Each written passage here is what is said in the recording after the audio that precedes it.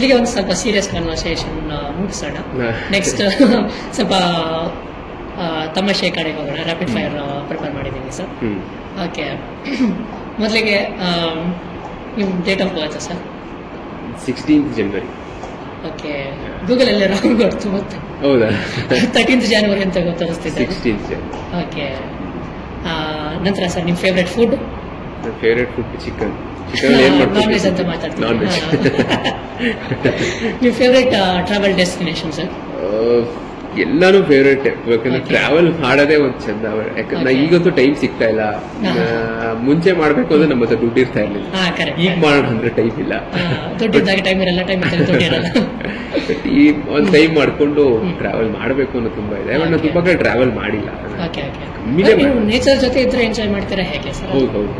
Okay okay, ನಿಮ್ favourite book ಇಲ್ಲ movie sir ಹೇಗೆ?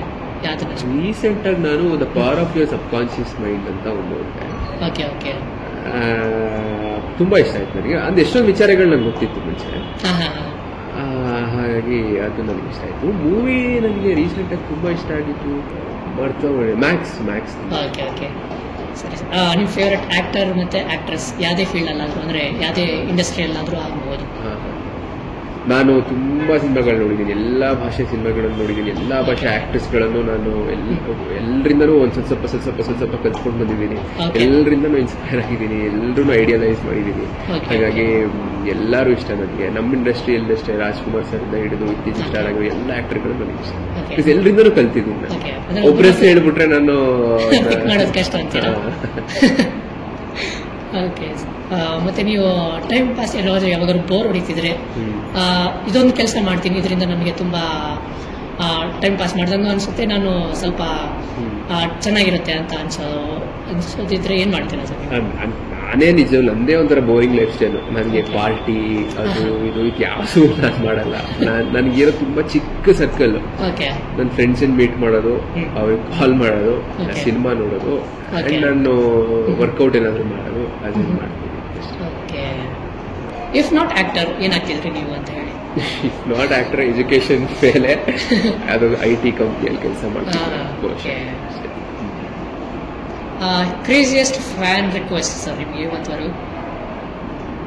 ತುಂಬಾ ಬಂದಿದೆ ಒಂದು ಕ್ರೇಜಿ. ಯಾಕಂದ್ರೆ ನಾನು ಒಬ್ರು ಫ್ಯಾನ್ ಹಿಂಗ್ ಮಾಡ್ಬಿಟ್ರು, ಅವ್ರು ನಂಗೆ ಹಂಗ್ ಮಾಡ್ಬಿಟ್ರು ಅಂತ ನನ್ಗೆ ಈ ಕ್ಷಣಕ್ಕೆ ಒಂದು ಆ ಮೂಮೆಂಟ್ ಆಫ್ ಲಾಫ್ಟರ್ಗೆ ನಾನು ಅವ್ರು ಹಿಂಗ್ ಮಾಡಿದ್ರು ಅಂತ ಹೇಳೋದು ತಪ್ಪಾಗ್ಬಿಡುತ್ತೆ. Because everybody comes with the same love ಅಲ್ವಾ? ಅವ್ರು ಏನೇ ಮಾಡ್ಲಿ everybody is love.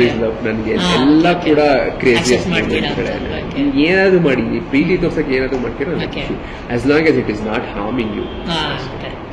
Best fan moment ಅಂತ ಹೇಳೋದಂದ್ರೆ ಏನಾದ್ರು ಇದೆಯಾ ಸರ್?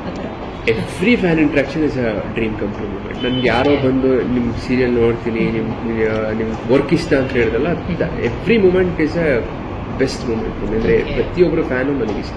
ಓಕೆ, ಇಷ್ಟು ದಿನ ನೀವು ಬಿಟ್ಕೊಡದೇ ಇರೋದು ಯಾವ್ದಾದ್ರು ಸೀಕ್ರೆಟ್ ಟ್ಯಾಲೆಂಟ್ ಇದೆಯಾ ಸರ್ ನಿಮ್ಮಲ್ಲಿ? ಸೀರಿಯಲ್ ಅಂತ ಅಂದ್ಮೇಲೆ ಬಿಟ್ಕೊಡ್ದಾರೆ ಟ್ಯಾಲೆಂಟ್ ಇಲ್ಲ, ಎಲ್ಲ ಟ್ಯಾಲೆಂಟ್ ತೋರಿಸ್ಬಿಡ್ತೀವಿ.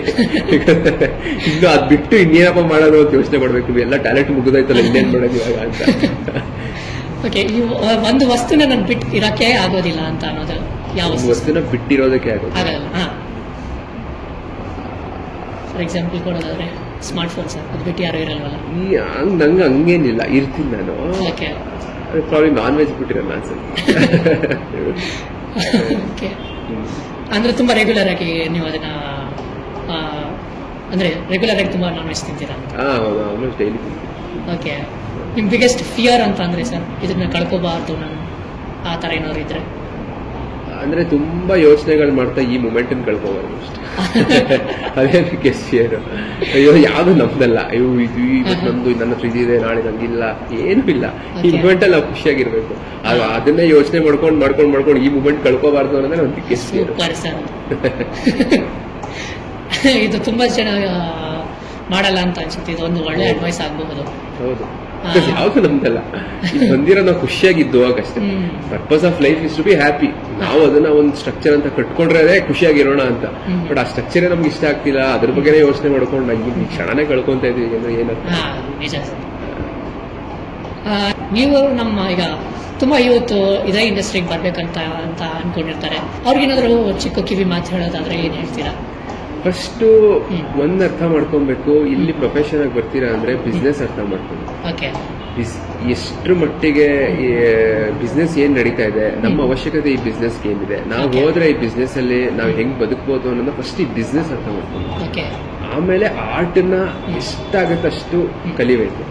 ಆ ಪ್ರೋಸೆಸ್ ಎಂಜಾಯ್ ಮಾಡಬೇಕು. ಬಿಕಾಸ್ ಆ ಪ್ರೋಸೆಸ್ ಎಂಜಾಯ್ ಮಾಡ್ತಿಲ್ಲ ನೀವು, ಅದರಿಂದ ಸಿಗೋ ಫೇಮ್ ಇರ್ಬೋದು, ಸೊ ಇನ್ನೇನೋ ಮತ್ತೊಂದು ಕ್ಯಾಲ್ಕುಲೇಟ್ ಮಾಡ್ಕೊಂಡು ಬರ್ತಾ ಇದ್ದೀರಾ ಅಂತ ಹೇಳಿದ್ರೆ ನಿಮ್ಗೆ ಆಗಲ್ಲ. ಇಲ್ಲಿ ಈ ಪ್ರೋಸೆಸ್ ನ ನೀವು ಅಷ್ಟು ಹುಚ್ಚುತನದಿಂದ ಪ್ರೀತಿ ಮಾಡ್ತೀರಾ ಅಂದ್ರೆ, ಜೊತೆಗೆ ಸ್ಮಾರ್ಟ್ ಆಗಿ ಬಿಸ್ನೆಸ್ ಏನು, ಆ ಬಿಸ್ನೆಸ್ ಅಲ್ಲಿ ನಾನು ಎಂತ ಆಟಗಾರ, ನಾನು ಹೋಗಿ ಆಟ ಆಡಿದ್ರೆ ನಾನು ಎಷ್ಟು ಎತ್ಕೊಂಡು ಬರ್ಬೋದು ಅಷ್ಟು ತಲೆ ಇಟ್ಕೊಂಡು. ಬಿಕಾಸ್ ಸಿನಿಮಾ ಅಂದ್ರೆ ಆರ್ಟ್, ಬಿಸ್ನೆಸ್ ಅಂಡ್ ಸೈನ್ಸ್.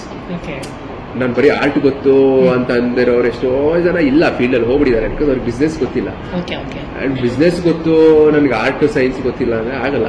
ಮೂರನ್ನು ಕರೆಕ್ಟಾಗಿ ಬ್ಯಾಲೆನ್ಸ್ ಮಾಡ್ಕೊಂಡು, ಟೆಕ್ನಾಲಜಿ ತಿಳ್ಕೊಂಡು, ಆ ಕಲೆನ ತಿಳ್ಕೊಂಡು, ಬಿಸ್ನೆಸ್ ನ ತಿಳ್ಕೊಂಡು ಕರೆಕ್ಟ್ ಗೇಮ್ ಪ್ಲೇ ಮಾಡೋರು ತುಂಬಾ ವರ್ಷ ಬದುಕ್ತಾರೆ. ಸರ್, ಅಂದ್ರೆ ಕೆಲವೊಬ್ರು ನಾನು ಎಜುಕೇಶನ್ ಮುಗಿಸ್ಕೊಂಡೇ ಬರ್ತೀನಿ ಅಂತೆಲ್ಲ ಹೇಳ್ತಿರ್ತಾರೆ ಕೆಲವರು ಸ್ಟೂಡೆಂಟ್ಸ್ ಎಲ್ಲಾನು ಯೂತ್.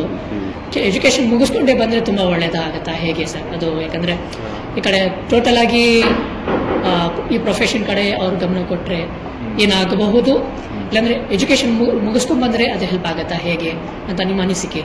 ನನ್ನ ಪರ್ಸನಲ್ ಒಪಿನಿಯನ್ ಕೇಳಿದ್ರೆ ಎಜುಕೇಶನ್ ಅನ್ನೋದು ತುಂಬಾ ಇಂಪಾರ್ಟೆಂಟ್. ಜೀವನದಲ್ಲಿ ತುಂಬಾ ಮುಖ್ಯ ಎಜುಕೇಶನ್. ನೀವೊಂದು ಕಮ್ಯುನಿಕೇಶನ್ ಆಗಿರ್ಬೋದು, ಈ ತರನೇ ಇಲ್ಲೊಂದು ಇವೆಂಟ್ ನಡೀತಾ ಇದೆ ಅಂದ್ರೆ ಎಷ್ಟು ಕೆಲಸಗಳನ್ನು ಮಾಡ್ತೀರಾ. ಲೀಡರ್ಶಿಪ್ ಕಲಿತೀರಾ, ಕಮ್ಯುನಿಕೇಶನ್ ಕಲಿತೀರಾ, ಇನ್ನೇನೋ ಒಂದು ಮಾಡ್ತೀರಾ. ಸೊ ಎಜುಕೇಶನ್ ಅಂದ್ರೆ ಅಕಾಡೆಮಿಕ್ಸ್ ಮಾತ್ರ ಅಲ್ಲ, ಯಾವುದೇ ಪ್ರಾಬ್ಲಮ್ಗಳು ಬಂದ್ರು ನಾನು ಅದನ್ನ ಸಾಲ್ವ್ ಮಾಡ್ತೀನಿ ಅನ್ನೋದನ್ನ ಇಲ್ಲಿ ಕಲಿತೀರಾ. ಸೊ ಒಂದು ಎಜುಕೇಶನ್ ಮುಗಿಸ್ಕೊಂಡು ಬಂದ್ರೆ ನಿಮ್ಗೊಂದು ಮೆಚ್ಯೂರಿಟಿ ಇರುತ್ತೆ, ಬಿಸ್ನೆಸ್ ಅರ್ಥ ಮಾಡ್ಕೊಳ್ಳೋ ಮೆಚ್ಯೂರಿಟಿ ಇರುತ್ತೆ, ಎಲ್ಲಿ ಹೇಗೆ ನಡ್ಕೋಬೇಕು ಅನ್ನೋದು ಗೊತ್ತಿರುತ್ತೆ. ನನ್ನ ಕೇಳಿದ್ರೆ ಎಜುಕೇಶನ್ ಮುಗಿಸ್ಬಿಟ್ಟು ಬಂದ್ರೆ ಒಳ್ಳೇದು. ಇಂಟರ್ವ್ಯೂ ಹೇಗಿರುತ್ತೆ ಸರ್? ತುಂಬಾ ಚೆನ್ನಾಗಿದೆ, ತುಂಬಾ ಖುಷಿ ಆಯ್ತು ನಿಮ್ ಜೊತೆ ಮಾತಾಡಿ. ನೀವು ನನ್ನ ಇಂಟರ್ವ್ಯೂ ಮಾಡ್ತಿದ್ದೀರಾ ಅನ್ನೋ ಖುಷಿ ಆಯ್ತು, ನನ್ನ ಬಗ್ಗೆ ತಿಳ್ಕೊಂಡು ಅಷ್ಟು ರಿಸರ್ಚ್ ಮಾಡ್ಕೊಂಡು ಬಂದಿದ್ದೀರಾ ಅನ್ನೋದು ಖುಷಿ ಆಯ್ತು. ತುಂಬಾ ಖುಷಿ ಮಾತಾಡ್ಸಿ, ನನಗೂ ತುಂಬಾ ಖುಷಿ ಆಯ್ತು. ತುಂಬ ಖುಷಿ ಆಯಿತು ಸರ್. Thank you.